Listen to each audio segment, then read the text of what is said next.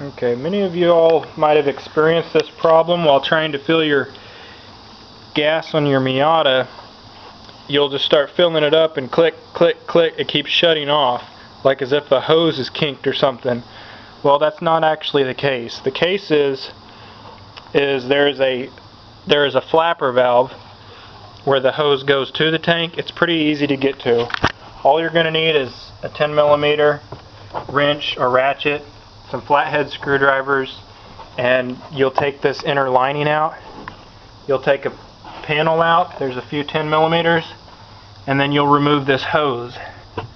The hose is held on with a 10mm hose clamp. What you're going to want to do is take this out, and you'll have to use flathead screwdrivers and pry around the edges. There's little bitty detents up here in 3 places that hold it in to this beveled tube, and it's kind of a little bit of a fishy thing, but what happens is this hose clamp ends up kind of ovaling this valve, and it causes the gas filler, when you're filling up with gas, to click off. So what happens here, I don't know if you can hear it real well, but this is supposed to just be free, and it's supposed to just let gas in and close, so if you rolled over it would keep gas from pouring out of the car. Well, what happens is the hose clamp pinches on it, and I'm going to oval this like so, and you see how that now it doesn't open all the way.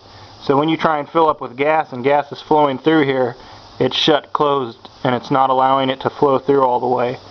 So what you need to do is take this and file around the edge of this a little bit, and then when you put the hose clamp back on, after you've inserted this back into the filler neck, you'll take your hose clamp and you'll move it like 90 degrees from where it's at, so that the ovaling isn't side to side anymore. It'll be top to bottom a little bit, allowing that flapper valve to flow freely in and out. When you're finished, it should look like so. You want the clamping force to be top to bottom, not left to right.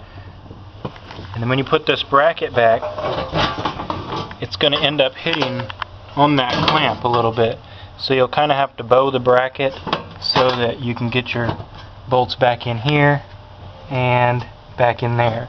And that's how you fix this on a Mazda Miata.